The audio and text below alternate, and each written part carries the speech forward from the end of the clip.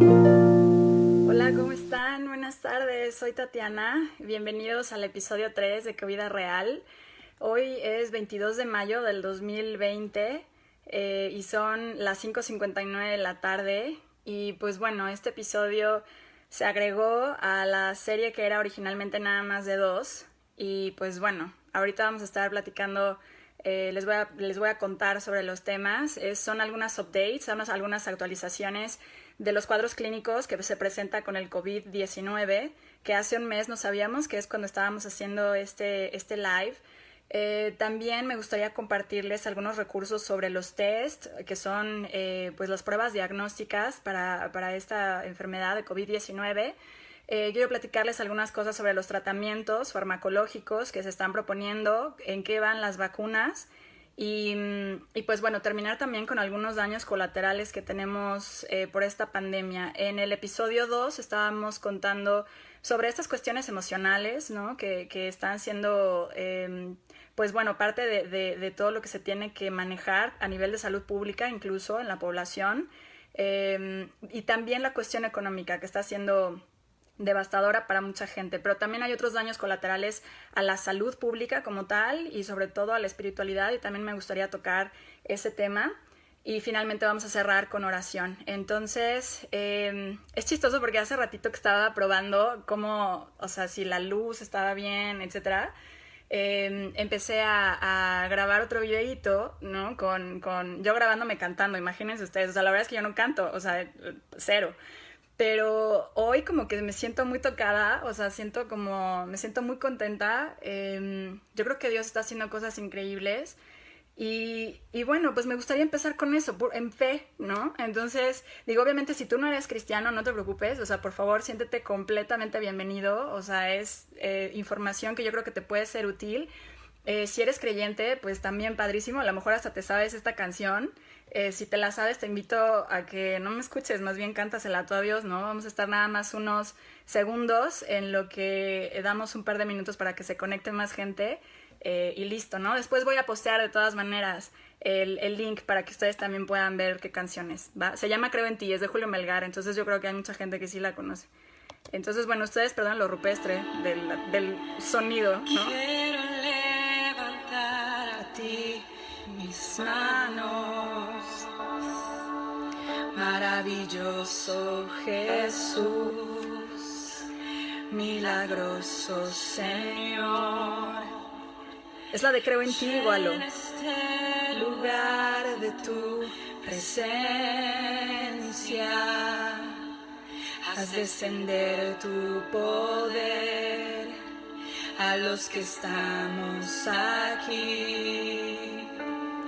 Quiero levantar a ti mis manos, maravilloso Jesús, milagroso Señor. Llena este lugar de tu presencia, haz descender tu poder a los que estamos aquí. Creo en ti, Jesús, y en lo que harás en mí. Yo también creo por ti, creo en lo que Dios va a hacer en tu vida. Jesús,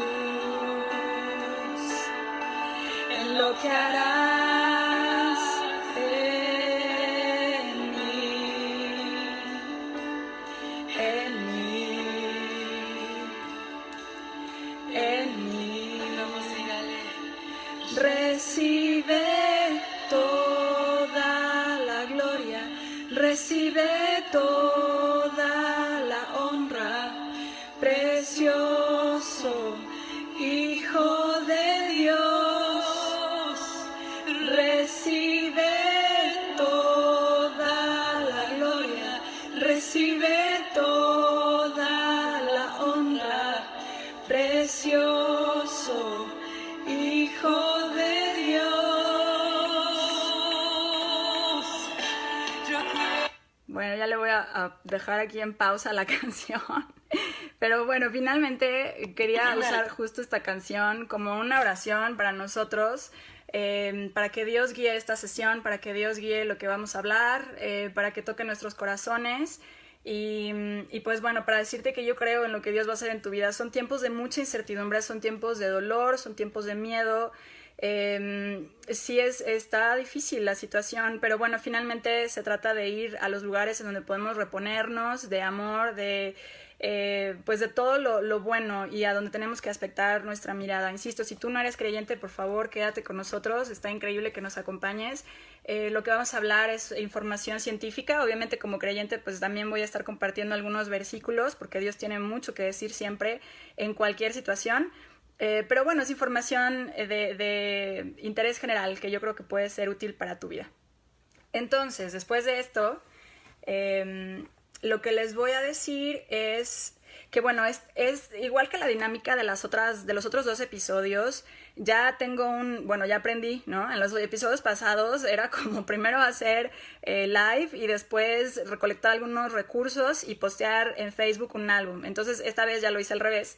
Y entonces el álbum ya está hecho, todavía no lo he publicado, pero bueno, inmediatamente después de que terminemos el video en inglés, o sea, después de este hay otro en inglés, y después de ese entonces ya pongo como el link con todos los recursos de lo que vamos a estar hablando, en caso de que ustedes quisieran echarse un clavado y pues conocer a fondo más de la información, ¿no?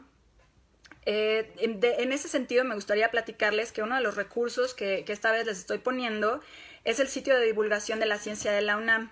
Está increíble, está hermoso, está en español nada más. Pero bueno, dentro de las cosas que me llamaron la atención, que no había visto como en otros sitios que sí les había compartido antes, por ejemplo, tiene la guía de bioética para pacientes con COVID-19 y viene ahí como una discusión al respecto. Lo que me gustó mucho es que no es nada más, ya sabes, como científico, sino nada más la parte de biología y de medicina, ¿no? O sea, también hay abogados y también hay psicólogos, y como que la UNAM juntó pues a una buena cantidad de sus catedráticos para que también dieran opiniones al respecto de lo que está pasando. Me parece increíble, porque la verdad es que la pandemia está tocando todos los aspectos de nuestra vida. Entonces ahí puedes encontrar como cosas interesantes, o al menos así se ve, y bueno, la reputación de la UNAM pues es buena, ¿no? También viene información sobre las fases de la contingencia epidemiológica. Esto lo habíamos empezado a platicar en el episodio pasado, de esto que se dice la fase 1, la fase 2, la fase 3, en la que estamos, bueno, viene ahí un poco más descrito. Hablan también de la química de la desinfección. Eso se me hizo bien padre. La verdad es que no, o sea, digo, no he visto todos estos recursos que le estoy diciendo yo misma, o sea, más bien como que navegué en el sitio y vi algunos que me interesaron. Pero este videito lo empecé a ver y se ve súper bien. Entonces también habla aquí como de los desinfectantes, del jabón, etcétera, ¿no? Habla también sobre los impactos económicos. Y también me gusta porque aunque tiene obviamente esta visión global, también tiene una visión en México. Igualmente, si tú estás viendo este video en otro momento o no vives en México, de todas maneras yo creo que te puede dar una visión como importante de lo que está haciendo pues la pandemia, ¿no? Para la economía en general en los países. También viene otro video sobre el manejo de Big Data, y eso me encantó porque la verdad es que ni siquiera lo había pensado, ¿no? O sea, pero vaya, hay tantos datos y hay tanta información que se está generando a través de esto que estamos viviendo, que obviamente también es un desafío, ¿no? Para la gente que se dedica a esto, para la gente que se dedica a la estadística, para la gente que se dedica incluso a la investigación clínica. Yo trabajo en investigación clínica, y estos procesos que se están acortando tanto y que se está haciendo al vapor, porque esa es la necesidad de salud ahorita, pues sí, la verdad es que ponen en jaque todos los servicios que tenemos, ¿no? Entonces también es bien interesante como ver esa perspectiva seguramente. Las diferencias entre el COVID-19 y la gripe normal, la influenza, etcétera, que también de repente hay mucha confusión al respecto. La relación de esta pandemia con el cambio climático. Entonces, en fin, yo los invito a que vean ese sitio. La verdad es que está muy interesante y es específico para el COVID-19, y entonces todos los temas están relacionados con eso, ¿no? El segundo sitio que les voy a compartir es de la OPS, que es la Organización Panamericana de la Salud. Las veces anteriores les había compartido de la World Health Organization, ¿no? Que es la a nivel global, y les compartí otros recursos que son como más internacionales, pero esta en particular habla de Latinoamérica. Entonces yo creo que también está padre ver lo que está pasando en estos países que son mucho más parecidos a nosotros como latinos, y ver cómo van sus cifras, cómo están llevando ciertas regulaciones, etcétera, ¿no? Entonces yo creo que sería bueno. Y también vienen algunos materiales de comunicación que si ustedes quisieran compartirlos, a lo mejor en Facebook o a lo mejor tienen familiares o tienen amigos que pues necesitarían eso, que todavía no saben o que todavía no han captado muy bien como cierta información, pues a lo mejor pueden nada más descargarlo de ahí y enviárselos, ¿no? Hay otro que es del CDC, que ya también este sitio se los había compartido, pero este es un link más específico, que es el Center for Disease Control, que está en Estados Unidos. Es un centro como epidemiológico muy importante. Y entonces ahí lo que vi que está muy interesante es cómo mantener a los niños sanos. Porque bueno, vamos a hablar de eso, como del síndrome inflamatorio que se está presentando en los chavitos, que antes no se tenía mucha información al respecto y que ahora se ve que es de mucha gravedad, ¿no? Pero vaya, independientemente de eso, de cómo mantenerlos sanos. Probablemente ustedes tienen hijos, digo, ya ahorita estoy viendo algunas de ustedes conectarse, que por cierto me da mucho gusto ver ahí sus nombres. Algunas de ustedes tienen hijos en casa, a lo mejor son hijos pequeños, ¿no? Son menos de 1 año, 2. Hay muchos de mis compañeros y de gente que yo conozco que tiene hijos ya en la secundaria. Entonces, bueno, y de pronto todo esto ha cambiado la dinámica escolar. No pueden salir, cómo le hacen para entretenerlos, para que estén sanos. Entonces, y sanos a todos niveles, ¿no? Entonces, en este sitio vienen recomendaciones de dieta, recomendaciones de cómo manejar el estrés. Hace poquito estaba hablando con una amiga del trabajo que se llama Patty, y entonces me dijo algo que no se me había ocurrido nunca. Estábamos hablando de los sueños, estábamos hablando de la ansiedad y de cómo mucha gente está padeciendo de insomnio, o sea, ese era el tema. Y de pronto ella compartió que su bebita, que tiene menos de 2 años, está teniendo también estos sueños muy vívidos, pero como pesadillas. Y entonces ella, lo que le hacía pensar eso, es que la niña se despierta gritando, llorando, muy angustiada, y como que no ubica, ya que abrió los ojos, que estaba soñando. Entonces, ella tiene que ir a tranquilizarla 10, 15 minutos a veces, ¿no? Entonces me decía, yo creo que está teniendo estas pesadillas en donde no nada más ves cosas, lo que habíamos hablado en el episodio pasado, sino que también estás teniendo estas sensaciones en el cuerpo, ¿no? De tener, no sé, en el mismo sueño que sientes cosas o que hueles cosas y de pronto es difícil manejarlo. Entonces, nunca se me había ocurrido pensar en eso, pero bueno, ¿cómo manejarías un episodio de ansiedad en un niño tan pequeño, ¿no? O qué es lo que está percibiendo ella, porque además los niños son súper perceptivos, sobre todo a esa edad, en donde tampoco se pueden comunicar mucho verbalmente. Entonces, ¿qué podrías hacer para que ellos pudieran estar en un mejor estado, ¿no? Ahí puedes encontrar recursos sobre eso.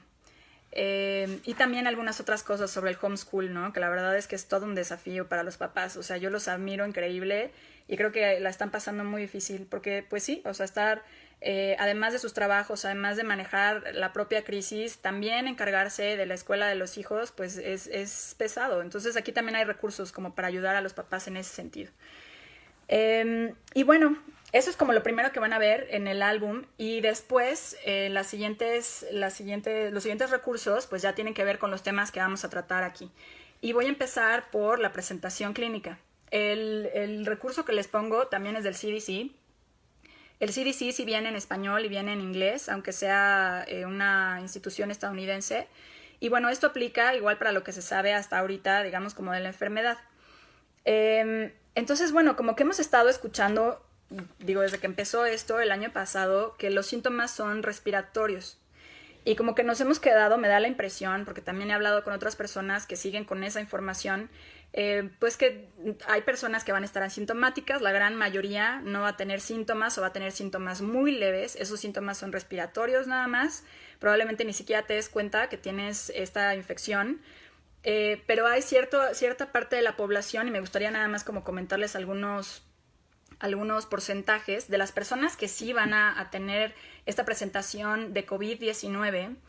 Se ha visto que el 81% tiene síntomas así como no tan graves, ¿no? O sea, bastante medianos, que se pueden quedar en sus casas y que no necesitan ir a una sala de urgencias.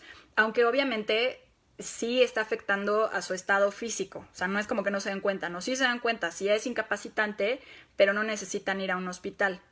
Después hay de ese 100% de pacientes que sí tiene una enfermedad sintomática de COVID, El otro 14% son los que tienen una enfermedad severa, en donde ya empieza a haber falta de aire, empieza a haber una cosa que se llama hipoxia, que eso es, pues bueno, el oxígeno disminuye en sangre y entonces eso tiene repercusiones a nivel de todo el organismo.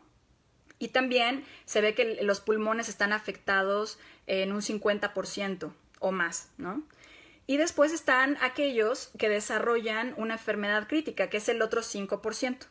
Y esos pacientes lo que llegan a tener ya es una falla respiratoria, tienen una falla multiorgánica y finalmente pueden llegar a la muerte, ¿no?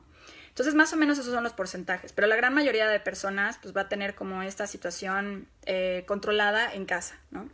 Entonces, de los signos típicos que hemos escuchado está la fiebre, esa la tiene la gran mayoría de la gente, o sea, el 99% de personas que están infectadas con COVID van a tener una fiebre y una fiebre muy alta, probablemente la fiebre más alta que hayan presentado en su vida. Eso ya es obviamente un tema, ¿no? Para mantenerse sano, porque igual sí va a ser algo que tu organismo pues va a estar consumiendo del mismo cuerpo, entonces vas a necesitar tomar muchos más líquidos, alimentarte mejor, te vas a sentir pues muy desganado, prácticamente no puedes hacer nada, porque además la fiebre es constante, o sea, no te da un break, no es como de... Hay enfermedades que a lo mejor la fiebre está más así en la noche o que tiene ciertos picos y hay horas en las que estás, digamos, descansando. Esta no te deja, o sea, y habrá algunos minutos en el día en la que no la tienes, pero en general es permanente, ¿no? Entonces imagínate tener fiebre 15 días. También los pacientes presentan tos, que igualmente puede tener diferentes grados de severidad, la fatiga, que puede ser producto de la misma fiebre o también puede ser una cuestión agregada, anorexia, que eso es no querer comer, no tener apetito, entonces también eso es un tema, ¿no? La gente no tiene hambre. Igual puede haber esta falta de aire y algunas personas pueden tener alguna secreción que puedan escupir, cierto esputo, o sea, así se llama técnicamente o médicamente, así se llama esa secreción, ¿no? Que la pueden arrojar por la boca. Esa es otra de las cosas que pasa y también dolor en el cuerpo, como dolor muscular. Entonces, eso es lo que se había conocido como del cuadro, digamos, típico, y es lo que casi siempre escuchas en las noticias y estamos como muy clavados en la onda de los ventiladores, y oímos mucho de estos datos respiratorios. Sin embargo, tiene como unas 3 semanas, más o menos, en donde ya se han empezado a detectar y cada vez va siendo más importante los cuadros atípicos. Los cuadros atípicos se ha visto que son principalmente en 3 tipos de poblaciones, aunque no es limitante, ¿eh? O sea, esto lo puede presentar un adulto joven, sano previamente.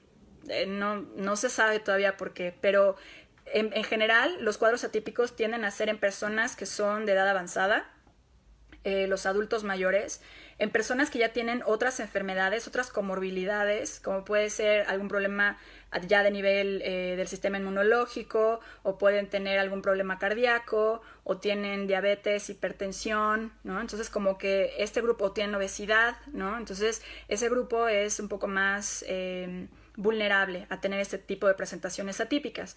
Y la otra son los niños. Entonces, ahorita regreso con las otras personas, pero bueno, en particular en los niños, se ha visto que la gran mayoría de los niños que sí presentan síntomas van a tener síntomas similares a los de los adultos, que ya mencionamos, estos síntomas respiratorios, pero como mucho más leves. Entonces pueden presentar lo mismo, pero en una versión más light, ¿no?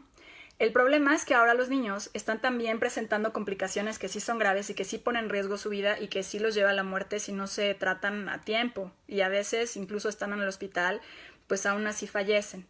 Que es un síndrome de inflamación generalizada, que después voy a hablar un poquito más de eso. Entonces, ahorita me voy a regresar otra vez, ¿no? Como la presentación atípica de lo que puede pasar. Entonces se ha visto que puede haber hipercoagulabilidad. Eso es algo que, digo, se había como medio registrado, pero no de una manera tan tajante como ahora, que ya se sabe, ¿no? El virus sí genera algo en las cadenas de la coagulación, en el ciclo de la coagulación, que aumenta eso, aumenta también ciertas citocinas, ciertas moléculas de inflamación, y entonces, pues si tienes coágulos a cualquier nivel, vas a tener problemas circulatorios a cualquier nivel. Se ha visto que puede haber problemas como infartos cerebrales, por ejemplo, o puede haber trombosis en las piernas, o en los dedos de los pies. Entonces hay veces que hay pacientes con esas presentaciones atípicas que tienen que ser amputados porque no hay manera de restablecer esa circulación. Hay personas que además de esta hipercoagulabilidad también presentan otros datos neurológicos. No sé si han escuchado que eso también se detectó, pero todavía es como de manera un poco empírica que se sabe que uno de los datos, ya cuando empiezas a tener síntomas, es la anosmia, es decir, que dejas de percibir los olores, o la disgeusia, que es, eso significa que dejas de percibir los sabores o los percibes de una manera que es incorrecta, digamos, ¿no? O sea, no coincide lo que tu cerebro te está diciendo con lo que estás probando. Entonces, se ve que sí hay un cierto daño a ese nivel, como neurológico, pero todavía no se sabe por qué y es todavía una presentación atípica. También puede haber confusión, y esa es otra de las cosas que han estado mencionando, porque la confusión puede ser por la hipercoagulabilidad, que a lo mejor hay un coágulo que está afectando a un nivel neurológico y esa es una de las manifestaciones de ese cuadro, o puede ser que no te des cuenta y tu saturación de oxígeno, es decir, o sea, lo que puedes respirar no es suficiente de oxígeno para que esté en la sangre y no está funcionando bien tu cerebro. Entonces, también mencionaba que hay pacientes que a lo mejor están muy somnolientos de una manera atípica, o sea, no porque no hayas dormido en la noche o por tener insomnio o algunas otras cosas, no, sino que todo eso, digamos, está más o menos controlado bien y aún así los pacientes están prácticamente quedándose dormidos. Eso puede ser por falta de oxígeno. Entonces también hay que estar pendiente con eso. O hay pacientes que tienen rinorrea, es decir, que tienen una secreción a través de la nariz, como si tuvieran una gripe común, puede ser. Por ejemplo, dice aquí Lau, mi hermano tuvo anosmia y disgeusia desde febrero y eso le pasó incluso en otro país, ¿no? Su hermana. Entonces sí, de hecho, por ejemplo, esos son datos en donde ya sí es algo de una afectación neurológica que también el virus está por ahí diciendo, pues aquí ya llegué, ¿no? Que eso es algo que no se tenía claro. O sea, se pensaba que la vía era respiratoria, el rollo es respiratorio y lo que te mata es respiratorio. No, no. O sea, el virus puede actuar a muchos niveles y también por eso puede dañar muchos órganos. También puede haber, después de esta recuperación de COVID, incluso daño a nivel renal, a nivel hepático, en fin, ¿no? También otra de las cosas que es medio atípica, aunque sí hay pacientes que lo han registrado también, es que tienen un dolor de garganta súper intenso. Entonces, esa es otra de las cosas. Y pues bueno, hay un cuadro que es gastrointestinal en donde los pacientes a lo mejor no presentan nada respiratorio, pero sí presentan vómito o presentan diarrea. Entonces, esto también tiene que ver por todo el cuadro inflamatorio, aparentemente. No se sabe bien por qué, pero sí se ve que está empezando a ser más frecuente en los niños.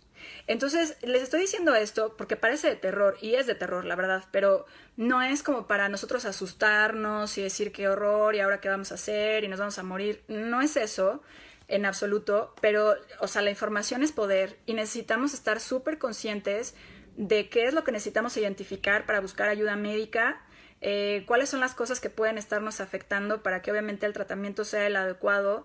Y si tú eres papá o eres mamá, te invito a que tengas esto bien presente para estar pendiente de tus chavos, porque probablemente ellos no vayan a presentar algo respiratorio, sino presenten algo más del tipo gastrointestinal, que empiecen con un dolor de estómago muy fuerte, que no tiene una explicación y de pronto eso es COVID-19.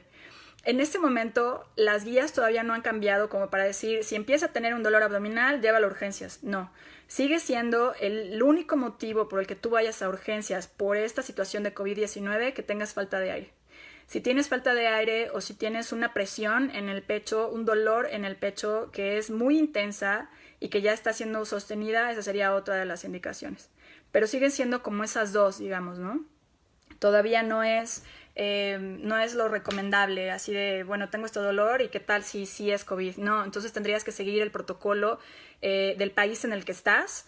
En México puedes entrar al link de la gobernación, vaya, como tal, que de hecho se los puse en el episodio pasado, pero igual lo puedo poner aquí otra vez.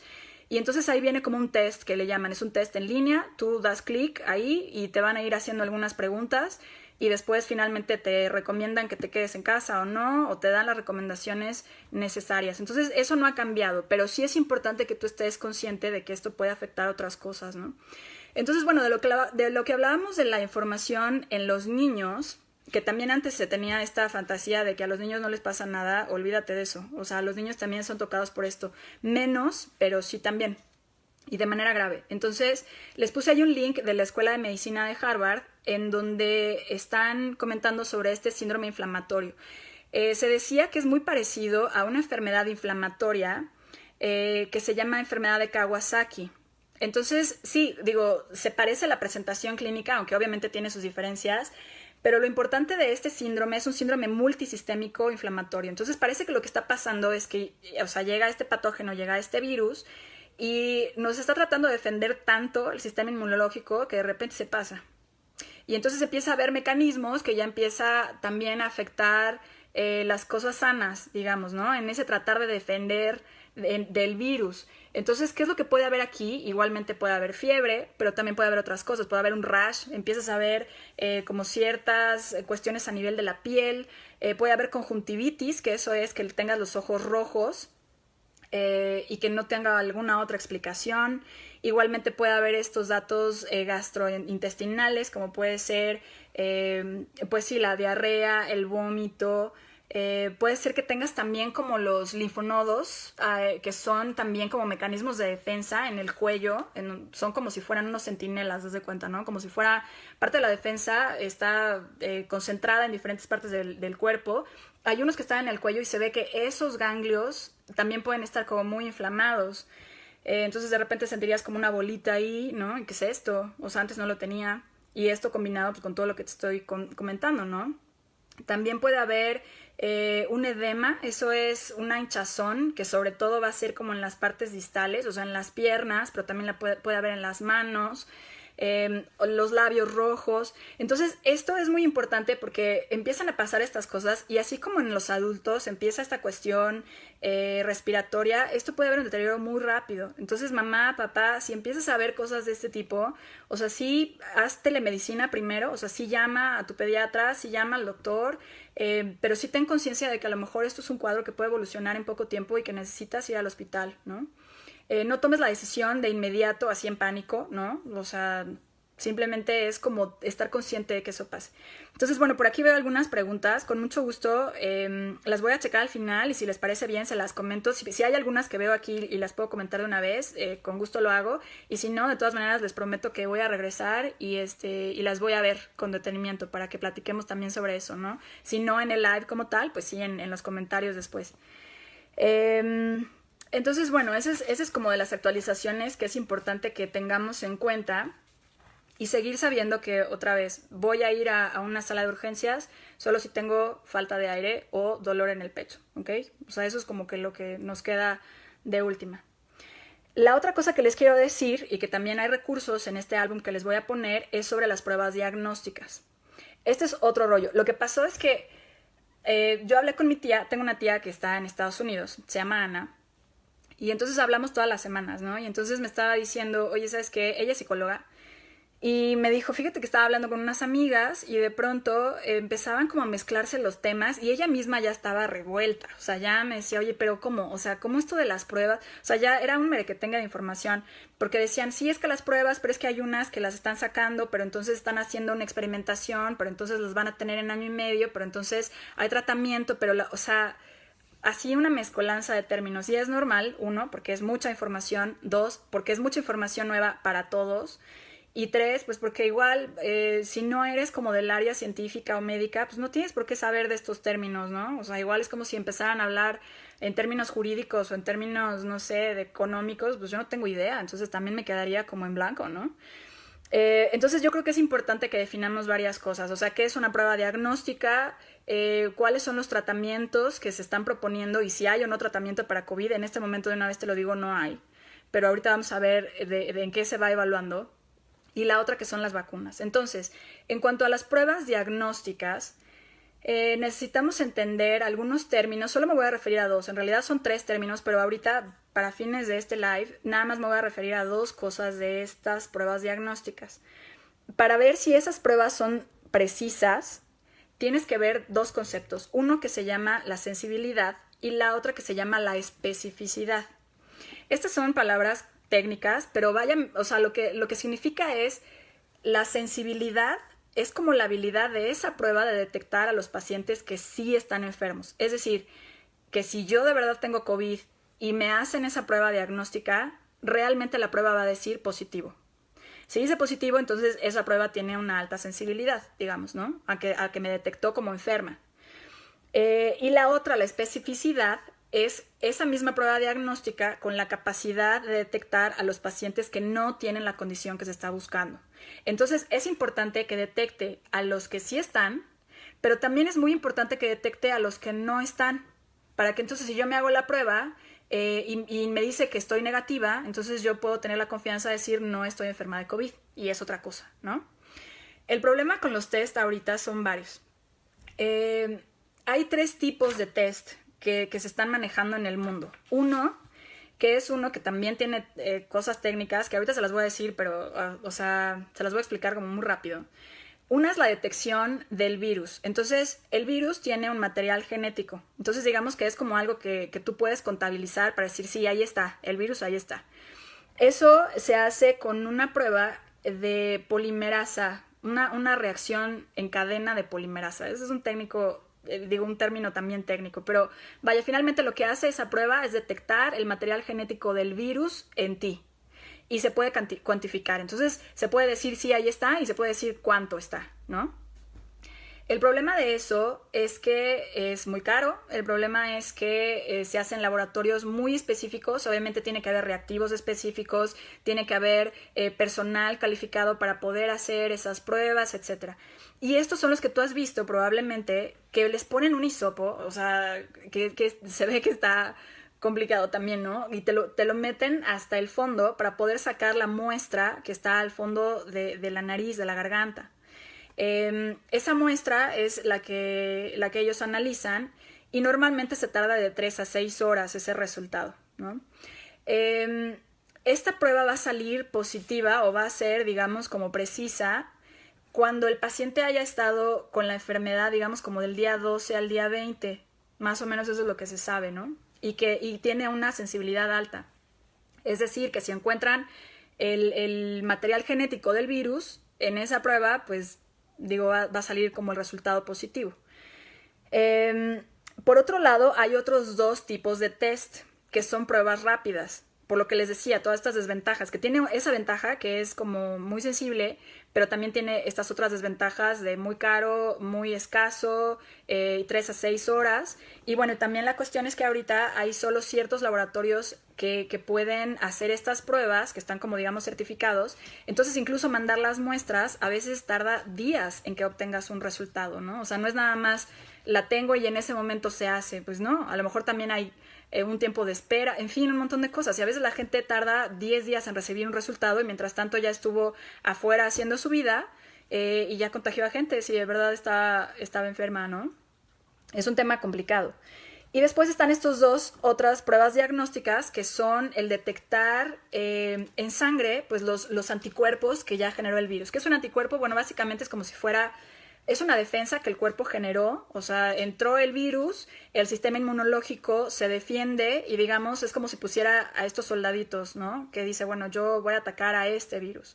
Entonces, si ese tipo de defensa se ven en la sangre, entonces puedes saber 2 cosas. Una, o te pasaron plasma ya con esos soldados ahí, ¿no? Que eso obviamente sería fácil de saber. O el virus ya lo tuviste y tu respuesta inmunológica fue esa, ¿no? Generar esos policías, generar esos soldados ahí. El problema de estos test, obviamente lo mejor es que se obtienen, o sea, la muestra es en sangre, los resultados pueden estar de 10 a 15 minutos, pero la sensibilidad no es muy alta. Entonces también hay gente que puede tener la enfermedad y que aquí le dicen que no. Entonces es todo un tema, no es fácil. Y además de eso, digo, es una pandemia, como todos sabemos, entonces la cantidad de test que debe de estar disponibles pues son muchísimos. O sea, estamos hablando de billones de test, ¿no? Entonces lo que se han quejado es que en esta que le llaman supply chain, es decir, el kit pues va a tener como diferentes cosas, que tiene el hisopo, que tiene la plaquita no sé qué, que ya sabes, o sea, como el kit está compuesto de 10 elementos, digamos, entonces tienen mucho del elemento 8, pero les falta el 5 y el 6, entonces no hay kit. O sea, de este lado sí tenemos este material, pero no tenemos estas otras dos cosas, entonces no se pueden hacer las pruebas y así sucesivamente, ¿no? Ese es un problema. Y la otra es también como esta resistencia de algunos gobiernos, y ahí sí, digo, no es el tema de la plática, pero en donde prefieren no tener estas pruebas diagnósticas porque podrían quedar como mal si los números empiezan a subir, como decir, es que hay muchos contagiados, entonces prefieren no saber, ¿no? Lo cual pues es en detrimento de la salud pública, obviamente, porque eso es como estar en negación. Entonces, no hay tantos casos, ya podemos reabrir, ya podemos hacer todo, porque pues sí, no hay gente que se detecta, pues claro, porque no están haciendo los tests como se debería, ¿no? Pero no es nada más eso, o sea, esa es una parte, digamos, como política que sí afecta a esto, pero lo otro es todo lo demás que les cuento. O sea, la dificultad de estas pruebas de ser precisas y después el que estén disponibles tanto los reactivos o las cosas que forman el kit, como también personal especializado que pueda hacer el procesamiento de estas muestras, la toma y el procesamiento de estas muestras, ¿no? Pero bueno, o sea, también hay gente que está trabajando para tener mejores alternativas, para que tengan menos problemas de estos kits. O sea, hay mucha gente que está involucrada tratando de resolver este problema ahorita. Pero bueno, para que ustedes más o menos tengan una idea en qué va. Y bueno, eso no va a ser lo único que va a dar un diagnóstico de COVID. Obviamente es la prueba, pero también está el cuadro clínico, también hay otros laboratorios que se van a ver afectados, las pruebas de imagen, radiología, en fin. O sea, no es nada más como que tienes la prueba y ya está. El diagnóstico no se hace así, es una herramienta, pero bueno, se combina con un montón de cosas. Entonces, bueno, eso en cuanto a los test, que son las pruebas diagnósticas. Ahora, en cuanto a los tratamientos quiere decir que ya está esa persona infectada, o sea, esa persona ya está enferma de COVID. Y entonces hay varios tratamientos experimentales que vamos a dividirlos como en dos. Uno que son los farmacológicos, y dentro de esos farmacológicos hay 3, que ahorita están como en boga. Y hay otro que es como inmunológico, ¿no? Que es una terapia basada en inmunología. Entonces, de los que son medicamentos antivirales, hay 3. Uno que es el Remdesivir, que ese es como ahorita la estrella, ¿no? Y hay otros que seguramente lo han escuchado en la televisión, que son la cloroquina y la hidroxicloroquina. Entonces, bueno, antes de explicarles sobre estas cosas, les quiero explicar algo más, ¿no? Porque también hay gente que me ha preguntado, oye, pero, o sea, como, ¿por qué no le echan ganas? Literal, ¿eh? O sea, ¿por qué no le echan más ganas y hacen esto más rápido? O sea, si tienen tantos pacientes, no entiendo por qué esto no lo hacen más rápido. Y obviamente eso habla, pues, de que hay un desconocimiento de cómo se lleva a cabo la investigación clínica, y está bien, no tienes por qué saber, ¿no? Pero te voy a decir rápidamente, tanto para los medicamentos como para las vacunas o dispositivos, etcétera, hay que seguir un procedimiento de años. Entonces, lo que se hace es, por ejemplo, en estas moléculas, ¿no? En esta cuestión de farmacología. Primero hay una etapa de laboratorio en donde se descubre una molécula que potencialmente puede tener ciertos efectos. Entonces, eso es lo primerito, ¿no? Después hay otra fase de ese mismo laboratorio en donde ya se va a probar ese medicamento o ese potencial medicamento en animales. Y entonces se va a ver ahí cómo reaccionan los animales en cuanto a la seguridad, qué es lo que le hace el medicamento pues a ciertos órganos, etcétera, ¿no? Una vez que ya pasan eso, o sea, que ya vieron que, ok, o sea, sí se ve prometedor, tanto para la eficacia como para la seguridad, es decir, sí puede hacer algo con esta enfermedad que estamos tratando de quitar o de disminuir, no sé, la intensidad, etcétera, y si se ve que puede ser seguro, entonces se pasa a la etapa clínica, que clínico quiere decir que ya hay humanos involucrados. Dentro de esa etapa clínica hay varias fases. Entonces, en la fase 1, por ejemplo, ponen a pacientes sanos. O sea, hay muy poquitos pacientes y todos son sanos. Entonces de lo que se trata es de ver qué es lo que le hace ese medicamento al cuerpo, por dónde se elimina, cuánto se queda en sangre, porque igual, o sea, ustedes han visto en los medicamentos no todos tienen la misma vía, ¿no? Hay unos que son intravenosos, otros van a ser por la boca, unos son tabletas, otros son polvo. Bueno, ¿cómo se decide eso? ¿Cómo saben eso? Ah, pues por todas las pruebas que hicieron antes, ¿no? Para poder tener la dosis específica que necesitas, en fin. Entonces, ya que se ve que con estos pacientes hay estos parámetros de farmacocinética y farmacodinamia, digamos, esos son los términos técnicos, entonces se puede evolucionar a una fase 2, así en términos generales, ¿no? Entonces, en la fase 2 ya hay pacientes que tienen la enfermedad que estás buscando quitar, ¿no? O reprimir, no sé, disminuir los efectos. Entonces, esos ya son pacientes, esos ya son sujetos enfermos. Y entonces vas a ver ahí también la seguridad, pero vas a ver la eficacia del medicamento, o sea, si funciona o no, porque digo, puede ser muy seguro, pero si tampoco hace nada con la enfermedad, entonces ¿para qué se lo das, no? Tienen que ser las dos cosas. La fase 3, si esa fase 2 la pasa, la fase 3 ya son pacientes que tienen esa enfermedad que tú estás buscando atacar, más otras enfermedades. Entonces, a lo mejor vamos a suponer que es un fármaco, sí, para el COVID-19, vamos a suponer, ¿no? Pero además, ya no solo tiene COVID-19, también es un paciente que tiene diabetes. Entonces, aquí lo que vas a ver también es la interacción medicamentosa. Oye, ¿cómo funciona este medicamento con la insulina? Si es que este paciente eso es lo que está usando para mantenerse bien, por ejemplo, ¿no? Entonces, ves lo que hace también estos químicos dentro de ese organismo. Entonces, por decirte como lo más grueso, lo más grande, ¿no? Pero se sigue poniendo datos de eficacia y de seguridad. Y después, ya si esos análisis son adecuados y si se ve que el medicamento funciona y que no hay un riesgo para la salud que sea mayor que el beneficio, entonces sale al mercado y después se lleva a una fase 4, que es farmacovigilancia. Ya ver, ok, en una población abierta, ¿qué es lo que sucede? Hay personas que a lo mejor va a haber un 1%, un 2% que quizá no le va a ir bien con el medicamento, pero bueno, es muy poquito y a la gran mayoría sí le sirve, etcétera, ¿no? Esto que te estoy diciendo son 20 años, 15, 20 años. O sea, no es así de echarle ganas. No es de meter a muchos pacientes y entonces en vez de que entren 10 en la primera fase, pues que ahora entren 100 o que ahora entren 400, pues si tienes a todo el mundo enfermo. No funciona así. Entonces, bueno, en el caso de estas moléculas, y ahorita me voy a referir a esto también para las vacunas, porque igual no es de echarle ganas tampoco, pero ahorita les voy a decir porque hay cosas esperanzadoras también en cuanto a las vacunas, ¿no? Estos antivirales, esas son moléculas que ya existían, o sea, estas no son moléculas nuevas que salieron del laboratorio en noviembre o en diciembre, no, estas son moléculas que ya se han estudiado antes. Las moléculas de la cloroquina y la hidroxicloroquina ya ya están en el mercado para ciertas enfermedades. El problema de estos medicamentos es que son muy tóxicos, pero como les digo, o sea, el riesgo-beneficio, a lo mejor sí hay mucha toxicidad, pero sí ayudan a esta enfermedad y se evalúa y entonces, bueno, se decide sí darlo para que tenga estos beneficios y el paciente pueda tener una mejor calidad de vida o sobrevida, ¿no? Entonces no es inocuo que de repente, ay, pues me la voy a tomar, ¿no? Tipo como lo que dicen algunos políticos, pues me la tomo como por prevención. Eso no existe. Eso no existe. Ay, ¿qué me puede pasar? Te puedes morir por eso. Entonces no, esto debe de estar manejado por un médico y debe de ser para la enfermedad que corresponde. Al principio se pensó que podía tener cierta ayuda con el COVID-19, ya se vio que no.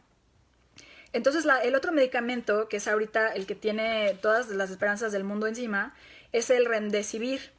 Y el Remdesivir es un medicamento que no está en el mercado.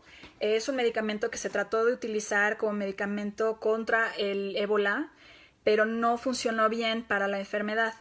Pero entonces se ve ahora que sí está empezando a funcionar mejor para el COVID. ¿Qué es lo que hace este medicamento? Este medicamento, les digo, no puedes ir a la farmacia y comprarlo porque no está aprobado en ningún lado. Todavía está como en esa fase experimental. Es intravenoso y entonces, bueno, sí está aprobado como un medicamento de emergencia. ¿De emergencia para quiénes? Para los que ya están enfermos de COVID y que están pues, en una situación, digamos, grave, ¿no? Entonces, lo que se ha visto en estos estudios no es que haya una cura o no es que haya una mayor sobrevida o no, pero una cosa que sí hace, que ya se vio, es que sí hace al virus como inerte, o sea, sí lo inactiva. Y esas son como muy buenas noticias, ¿no? Y la otra es que se ha visto que los pacientes que están en el hospital reduce su estancia intrahospitalaria por algunos días. Entonces, a lo mejor si iba a estar, digamos, en promedio 15 días o 20 días, sale en 10, lo cual también es fantástico, porque igual estar conectado a un ventilador o estar en el hospital también es riesgo para otras cosas, ¿no? Entonces se ha decidido esto. Hay un doctor que es como, digo, si ustedes también están en otro país, o sea, aquí en México, como la cara de la respuesta de COVID en nuestro país es el doctor López-Gatell. La cara de la respuesta del COVID en Estados Unidos es el doctor Anthony Fauci. Y Anthony Fauci es un médico, es un infectólogo que también saltó a la fama porque él estuvo en la respuesta de la pandemia del VIH.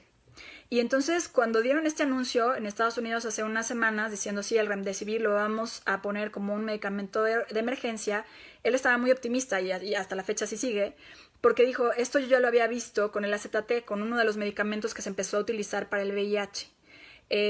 Sabemos que para el VIH pues no es nada más ese medicamento, tiene que ser un cóctel de otras cosas, y decía, bueno, es que por algo se empieza. A lo mejor eso es lo que va a pasar con este tratamiento, que va a ser este medicamento más algunos otros que se van a ir sumando. Pero bueno, ahorita no hay un tratamiento específico para esto, simplemente hay todavía como toda una fase experimental. Ahora, lo que les contaba de que estos medicamentos tardan 20 años en estudiarse, o 15 años, ¿no?, en estudiarse y aprobarse. Obviamente aquí están haciendo como algunos shortcuts por la gravedad de la pandemia, entonces hay algunas cosas, les digo, estas moléculas ya habían pasado por partes de laboratorio y de experimentación en animales, pero también la fase clínica se está acortando lo más que se pueda por la urgencia. Entonces, bueno, pues están haciendo esfuerzos alrededor de todo el mundo para poder tratar de tener estos resultados estadísticos lo más pronto que se pueda, ¿no? El otro tratamiento que les contaba, que no son drogas antivirales, no son medicamentos antivirales, es la terapia inmunológica. Entonces, dentro de esa terapia inmunológica hay dos tipos que a lo mejor ustedes también han escuchado. Uno que le llaman el plasma convaleciente, que de hecho en México ya, si ustedes entran a la página del IMSS, ya lo ven ahí, o sea, y también se está haciendo en otras partes del mundo, en donde se invita a personas que ya padecieron COVID y que sobrevivieron a que vayan a donar plasma. En el plasma lo que va a haber son estos soldados que hablábamos hace rato, o sea, estos soldados que pudieron defenderlos a ellos del virus. Entonces se trata de poner ese plasma con esos soldados a alguien más para que pueda luchar pues con recursos, ¿no? Esto es algo que no es nuevo, esto ya se había hecho para otras enfermedades hace mucho tiempo, con pacientes con cáncer es una de las terapias, o sea, esto ya se había hecho antes, pero bueno, a la luz del COVID sí es algo como muy novedoso. Ahora, no todo el mundo puede donar, o sea, sí hay como ciertas reglas y sería cuestión de entrar a ver en el IMSS qué es lo que te dice, ¿no?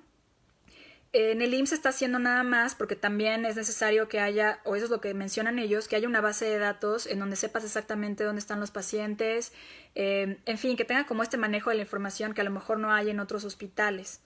Entonces sí, dice Ana Gaby, eso es lo que me están dando a mí. Sí, exacto, o sea, este plasma se da como para otras enfermedades también, o sea, es un mecanismo que tiene más de 100 años, entonces también está tratando de ver si en el COVID igualmente funciona, y algunos de los resultados son alentadores.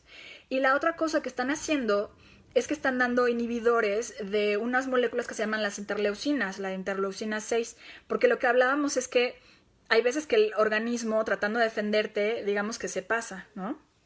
Entonces empieza como a defenderte de más y entonces sí empieza a afectar algunas otras cosas en tu organismo. Entonces lo que se trata es como de reducir también esa respuesta, esa tormenta inmunológica, para ayudarle a tu cuerpo a que se vaya recuperando igualmente.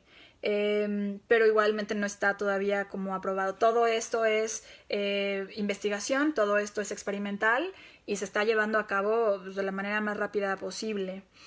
Y aquí también me quiero detener en un punto que, bueno, no sé si ustedes lo vieron, pero por si hay alguien que tiene la duda, un presidente hace no mucho tiempo sugirió, ¿no?, así como de la nada, que a lo mejor sería bueno inyectarse desinfectantes, o sea, los desinfectantes para los objetos, ¿no? Lysol, que a lo mejor se los inyectaran a los pacientes o que lo tomaras o que... Entonces, bueno, por supuesto que fue objeto de muchas burlas, pero también es preocupante porque habrá gente que quizá cree que eso es una posibilidad. No, no es una posibilidad. Esos desinfectantes están específicamente diseñados para objetos, no para uso humano y mucho menos para ingesta. O sea, nada que ver.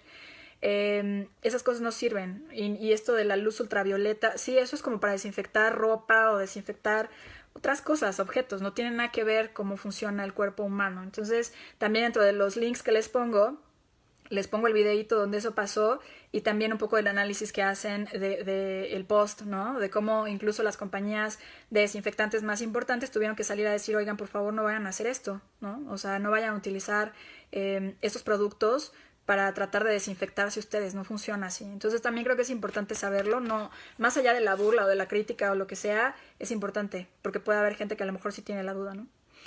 Bueno, la otra cosa que les quiero decir es sobre las vacunas. El recurso que les estoy poniendo ahí es de la Clínica Mayo, que es uno de los hospitales más importantes del mundo. Y entonces viene una explicación como muy cortita, que me gustó, porque no tiene tanta información. Y entonces, bueno, en las vacunas sucede como un poco el mismo proceso de investigación que hablábamos para los fármacos. O sea, igual tiene que haber un proceso de laboratorio y después tiene que haber un proceso de investigación clínica en humanos y también va por fases, ¿no? Las vacunas se dividen en tres, por lo menos. Una que son el virus vivo, o sea, como tal, el virus tal cual como infecta, pero le llaman atenuado. Entonces, digamos que lo hacen como más débil, pero entonces sí te ponen el virus de la enfermedad. ¿Para qué? Para darle chance a tu organismo de defensa a que lo reconozca y pelee. Pero no pelea como si estuviera el virus a todo lo que da, ¿no? Entonces, esa respuesta inmunológica es muy importante porque si vuelve a llegar, ahora sí, ya el virus que ya no está atenuado, ya no el de la vacuna, sino el bueno, tú ya vas a tener, digamos, esos soldados ahí para defenderte, ¿no? El problema de esas vacunas, pues sí, es que hay como esta cuestión de seguridad, ¿no? Porque habrá gente que a lo mejor sí desarrolle bien la enfermedad y en realidad es un riesgo, ¿no? Puede ser. O algunos pacientes que tienen ciertas condiciones inmunológicas que no los puedes vacunar. Están las otras vacunas, que son las inactivas, en donde lo que pones ya es al virus muerto. Entonces, igual, o sea, las pones ahí y va a haber también una respuesta inmunológica. El problema de eso es que la respuesta no va a ser tan buena como cuando el virus sí está vivo pero atenuado. Entonces, sí, a lo mejor va a haber ahí algunos policías pero que no saben bien cómo atacar, ¿me explico? Porque ya lo tenían muerto, entonces a lo mejor no es tan bueno.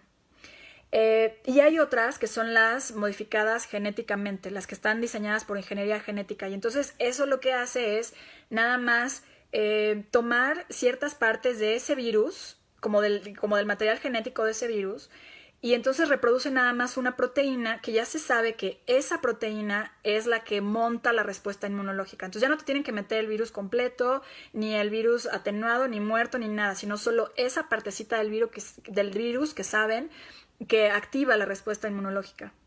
De esas, pues todavía no hay ninguna aprobada para humanos, pero bueno, se está trabajando en ese sentido, ¿no? Entonces están haciendo estas vacunas igual, hay varias iniciativas en el mundo tratando de hacerlo lo más rápido posible para encontrar esto que pudiera regresarnos, no a la normalidad, porque no vamos a regresar como tal a eso, y yo creo que eso también tiene muchas cosas positivas, ¿no?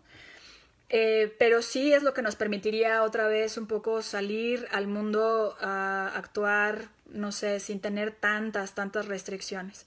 Entonces, aquí en esta cuestión de las vacunas me quiero detener justo para comentar sobre eso. Obviamente no se trata de tener miedo ni de estar apanicado ni nada, pero sí entender que la pandemia no se ha acabado. O sea, el hecho de que levanten restricciones es uno, por la fatiga que eso genera en la gente, o sea, estar aislado, estar encerrado, o sea, psicológicamente es muy fuerte. Y también por una cuestión económica, porque no podemos estar sin hacer nada de negocio 2 años, 3 años, ¿no? Pero la situación de la pandemia no se acaba porque el gobierno dijo ya pueden salir y entonces ya nos podemos relajar y ya el virus sigue estando allá afuera, sigue sin haber tratamiento, sigue sin haber vacuna. Entonces, esto se los digo porque también es muy importante que independientemente de lo que el gobierno diga, pues que tú tomes decisiones personales que sean responsables para ver qué es lo que vas a hacer tú. de qué manera te vas a cuidar, de qué manera vas a cuidar a tu comunidad, ¿no? Y de qué manera vas a cooperar para que las cosas sigan caminando. En las historias de las pandemias hay pandemias que duran 6 años, 4 años, hay otras que han durado 2, ¿no? Yo creo que esta pandemia no va a durar tanto porque también afortunadamente estamos en un nivel en que la humanidad tiene tanto conocimiento científico que probablemente esto se pueda destrabar mucho más rápido. Pero no crean que se va a destrabar en una semana o en 2 o ya, no, pues ya listo, vamos a celebrar Navidad como si nada. Es irreal. Y también creo que es difícil de digerir esa información. O sea, hablaba en uno de los episodios, me parece que era en el episodio 1, que les contaba lo que me pasó, ¿no? Yo igual trabajo en esto, no sé, tengo esta información desde hace meses y no sé, el día que yo decidí, oye, sería bueno que yo tuviera un plan de emergencia, ya habían pasado meses desde que yo tenía esa información. Porque como les decía, no es una cuestión nada más de información, también son duelos, también es una cuestión emocional, también es de que te caiga el 20 de lo que está sucediendo y eso no es fácil. Entonces, incluso hace unas semanas yo todavía estaba pensando, ¿no? Yo cumplo años en agosto, finales de agosto, yo todavía estaba pensando, claro, voy a salir, entonces mis amigos y vamos a ir a no sé dónde y ya van a levantar la restricción. ¿Y qué? O sea, ¿de verdad va a haber una vacuna para agosto? Pues claro que no. Entonces, es como ir cayendo en cuenta de cómo nuestra realidad ha cambiado, no para estar sufrientes, pero sí nada más como para adaptarnos a esa nueva realidad y seguir también en la esperanza de que el mundo completo está trabajando en esto. Pero no es magia. Igual de pronto veo tweets, ¿no? De gente pública que tiene como cierto poder y que de pronto están en esa onda de por qué no le echan ganas, ¿no? O por qué no tienen, ¿por qué? O sea, ¿por qué se están tardando tanto? Entonces, pues es preocupante, pero bueno, el punto es que sepamos que no es falta de voluntad, es más bien un proceso. Incluso vi un comentario hace tiempo en otro contexto, pero me gustó y es un poco así como se oyen las cosas, ¿no? Es como decir, bueno, ¿quieres tener un bebé? Pues en vez de esperar el embarazo 9 meses, pues ¿por qué no pones a 9 mujeres que tengan cada una un embarazo de un mes y ya? Pues es que no funciona así, ¿no? Hay procesos en la naturaleza que no funcionan así, no se pueden acelerar. Entonces, hay cosas que sí es de voluntad política, hay cosas que sí va a ser de cooperación entre científicos y va a ser otras que va a ser de paciencia, ¿no?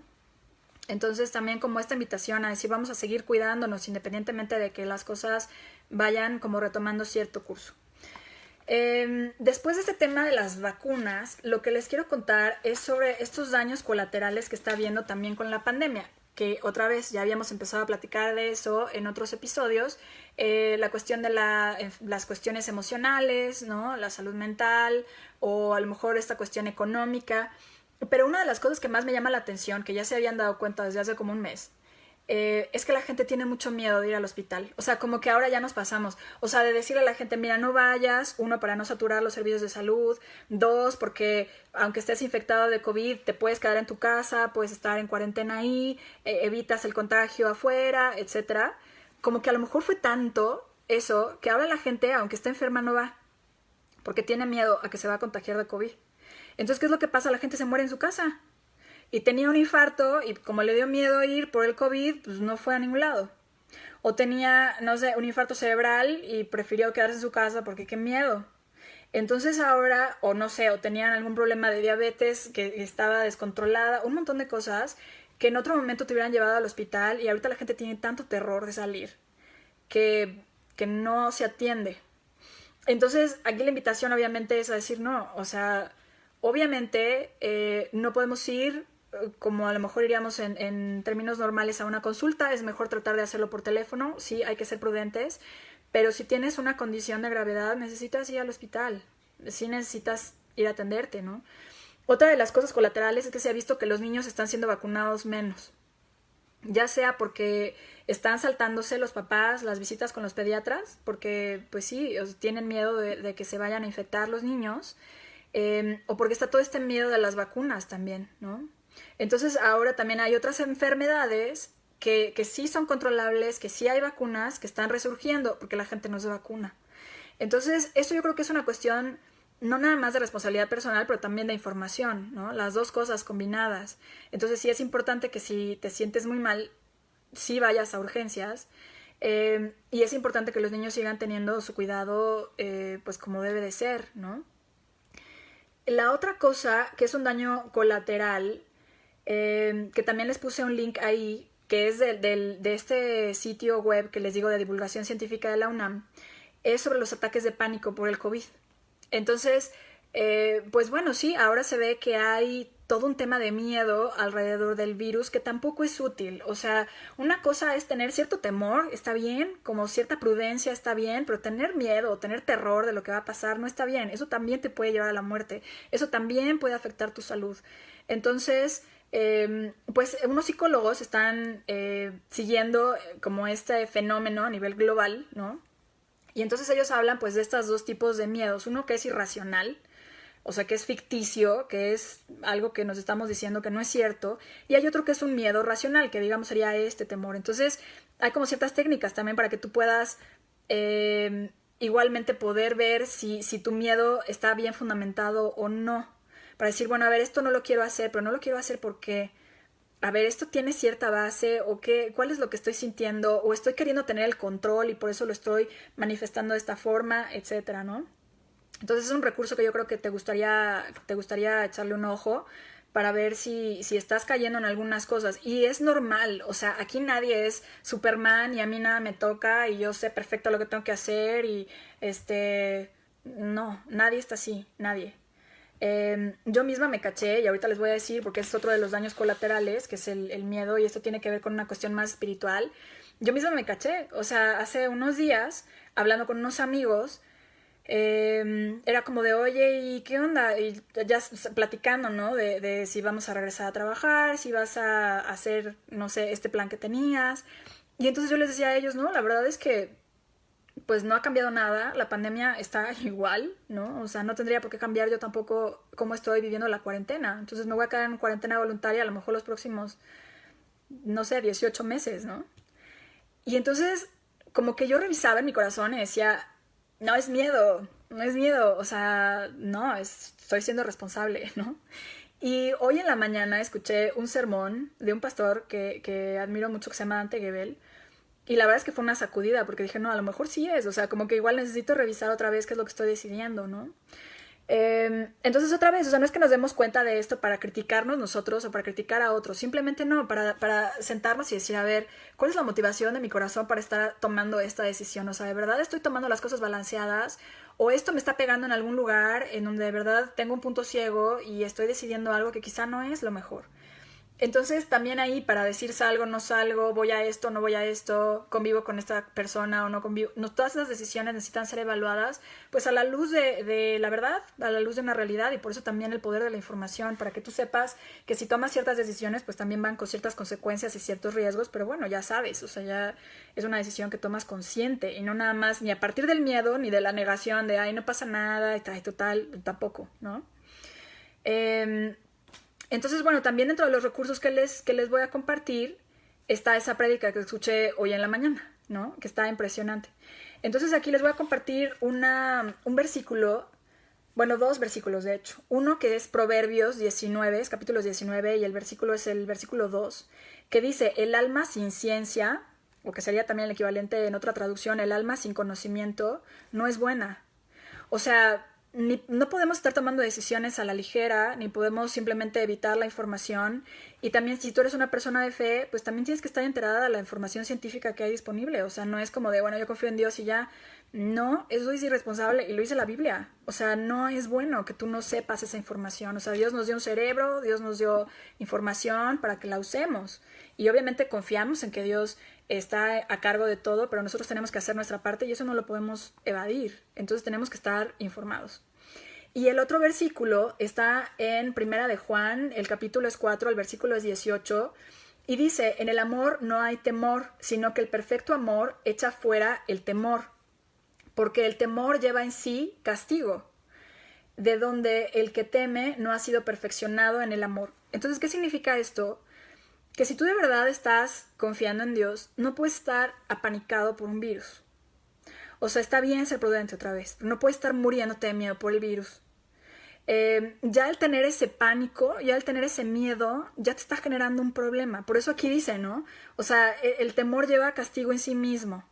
que no duermes, que tienes estos ataques, que estás obsesionado con limpiarte, con no salir, con etcétera, ¿no? Entonces, pues bueno, aquí dice Chris, el servicio y el cuidado de nuestros semejantes es una de las formas más puras de amor. Estoy totalmente de acuerdo contigo, Chris. O sea, y eso es algo bien padre que está pasando, digamos, dentro de toda la situación difícil de la pandemia, en donde aquí vemos cómo lo que yo hago sí tiene repercusión en el otro.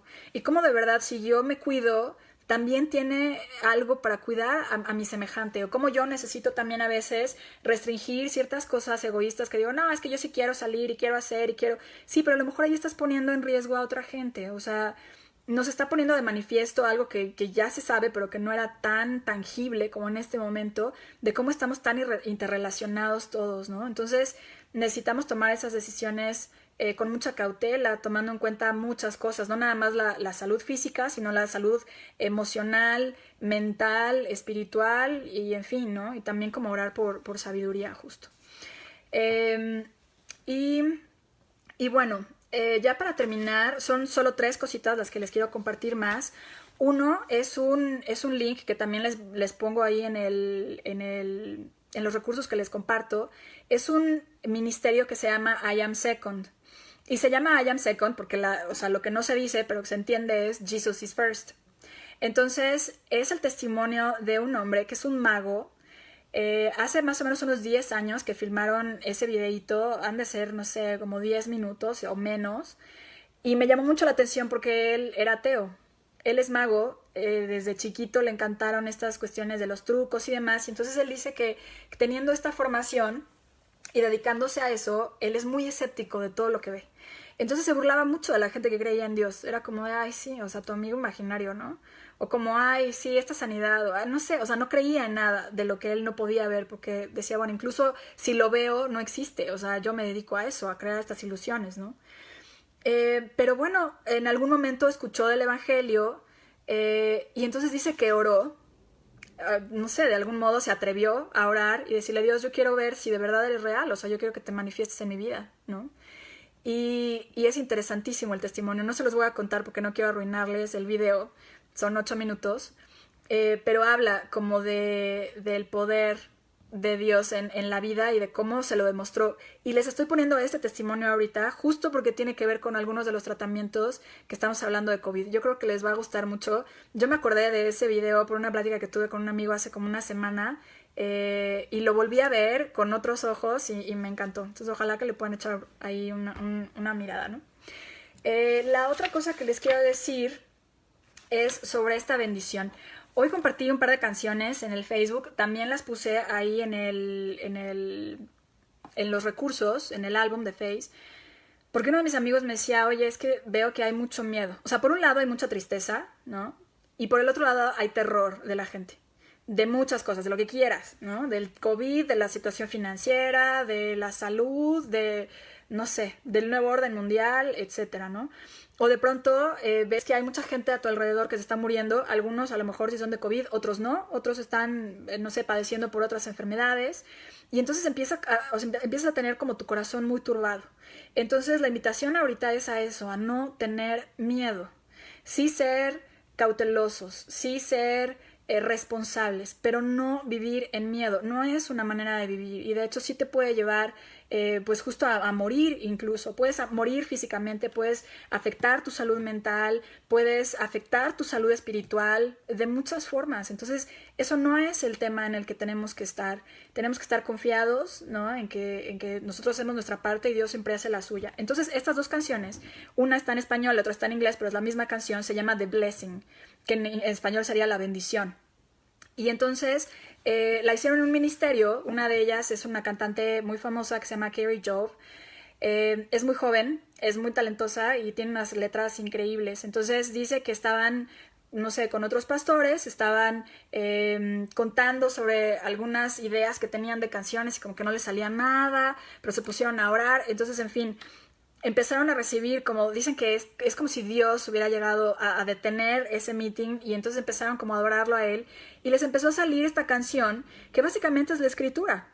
Hay en la escritura algunos versículos que se los voy a poner ahí, ¿no? Uno de ellos, por ejemplo, está en el libro de Números, el capítulo 6, los versículos del 24 al 26, que es una bendición sacerdotal. Es bellísima. Hay otros que son salmos, ¿no? Que también es 1 o 2 versículos que ellos tomaron. Hay otro que está en Deuteronomio 7. Y entonces lo que hicieron fue poner junta esa escritura y entonces esa es la letra de la canción.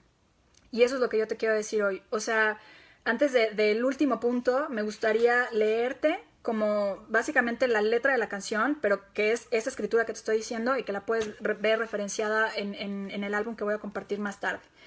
Entonces, te invito a que tú recibas esto. Otra vez, si no eres creyente, de todas maneras, déjate bendecir. O sea, es algo que de verdad viene como de lo más profundo para que esto pueda hacer un cambio a tu vida, para que pueda ser un bálsamo si ahorita estás sufriente, sea por esta situación del COVID o porque la vida es difícil y de pronto hay muchos otros duelos que estamos teniendo, otras angustias, otras cosas. Pues bueno, para que tú encuentres un lugar de reposo dentro de ti y sepas que no estás solo y que además también hay gente que ora por ti aunque no te conozca y que también estamos pues pendientes como comunidad, ¿no? Para poder hacernos más fuertes.